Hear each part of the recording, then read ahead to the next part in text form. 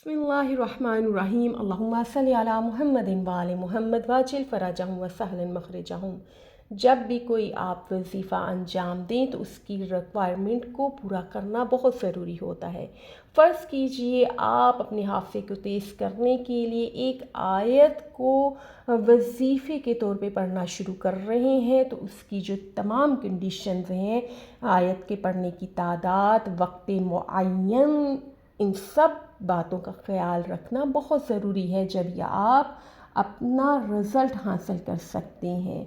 दूसरी बात, अगर आप कोई आयत या सूरत या ज़ियारत या दरूद डेली बेसिस पे पढ़ रहे हैं या सुन रहे हैं, तो उसके फ़वाइद, उसकी बरकतें, उसकी रहमतें आपकी शामिल हाल हैं, दुनिया में भी और आखिरत में भी। लेकिन जब आपने कोई वज़ीफ़ा करना है तो उसकी तमाम कंडीशंस को फुलफ़िल करना बहुत ज़रूरी है।